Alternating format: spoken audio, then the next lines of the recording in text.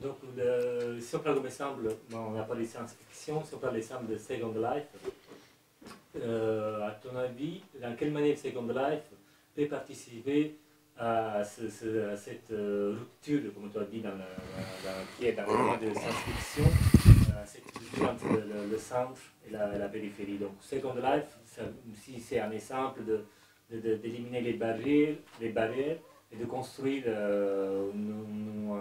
on peut dire, un nouveau espace, une nouvelle façon de vivre la ville, une nouvelle ville. Alors, Second Life, pour la recréation d'une nouvelle ville, pour une non-détermination du centre. Alors moi, je vais être très très acerbe par rapport à Second Life. Pour moi, justement, Second Life, c'est la reproduction quasiment à l'identique d'une ville issue de la modernité, avec justement des centres, avec un centre et une périphérie.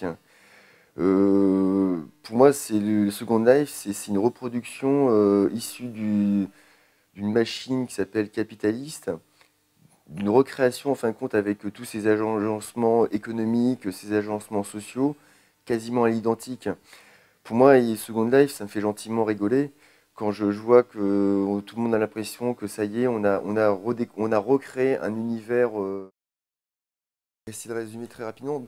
Bon, moi Second Life, c'est justement comme on disait auparavant, hors caméra, c'est que les gens qui ont déjà le pouvoir créent leur propre pouvoir dans un univers qui est censé être ouvert, qui est censé offrir des opportunités justement de liberté. Tandis qu'en fait, Second Life, c'est une reproduction quasiment à l'identique de la vie réelle. Pour moi, le virtuel dans le sens de Virtus, c'est justement totalement l'inverse. C'est recréer un univers qui n'existe pas et qui est potentiel et que chacun détient en nous. Et le virtuel, avec l'accaparation de chacun du code, nous permettra justement d'arriver à créer des lieux où nos désirs, où nos dynamiques en fin de compte sociétales qui sont comment dire, qui sont, euh, qui sont totalement freinées en fin de compte par les pouvoirs sous-jacents qui se trouvent en hauteur autour de nous. Et justement, c'est ça le problème. Il y a des jeux en ligne en 3 dimensions.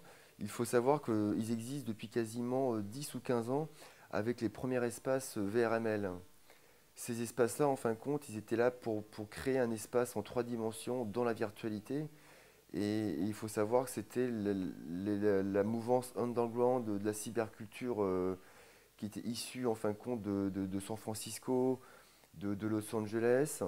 Et justement, eux, ils n'avaient aucun désir de vouloir recréer en fin de compte l'univers où nous vivons actuellement dans notre réalité matérielle.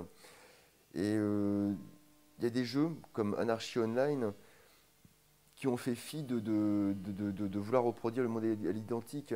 Eux, ils se sont baignés justement dans les univers de la science-fiction et ils ont tenté de vouloir reproduire pour créer des communautés en ligne en 3 dimensions, en créant des jeux, en créant des économies parallèles, mais tout en étant sûr que ce monde-là n'allait pouvoir jamais être récupéré et n'allait pouvoir jamais être récupéré surtout par un domaine marchand. Et c'est ça qui m'apporte le plus. Second Life, quand on sait que pour s'acheter une paire de baskets ou pour aller voir un concert, il faut les payer, ou ne serait-ce que pour aller faire un tour au cinéma alors qu'on pourrait très bien aller dans la réalité, il faut tout le temps payer, il faut tout le temps avoir sa carte de crédit près de soi et de faire le petit code d'entrée pour justement l'ouverture au monde. Et, euh, et Second Life a commencé à être parasité, j'ai appris ça assez récemment, par des gens justement qui voulaient créer des sortes de TAS, des zones autonomes temporaires ou temporary autonome zones. Mais ça n'a pas marché parce qu'en fin de compte, ce sont des gens qui se sont fait évincer. Et le seul avantage qu'il peut y avoir avec Second Life, c'est qu'au moins les gens ils prennent beaucoup plus conscience que c'est un espace virtuel. Et en fait, si on reprend un petit peu toutes les théories sur les multivers, ça veut dire les univers parallèles les uns par rapport aux autres, chacun peut recréer son univers et chacun peut recréer son espace de liberté. Et pour moi, c'est ce qui importe le plus par rapport à Second Life. C'est seulement une prise de conscience. C'est pas non plus C'est pas non plus de vouloir recréer une périphérie, une centralité dans un lieu qui existe déjà, qui est préétabli par des informaticiens, qui eux, en fin de compte, ont une seule idée, c'est faire du business et de recréer en fin de compte une ville qui existait déjà auparavant avec des gens virtuels. Donc moi, Second Life a seulement l'intérêt de prise de conscience pour justement créer un contre-pouvoir par rapport à ce pouvoir qui s'instaure et qui se met en place et qui draine énormément de personnes. Voilà plus ou moins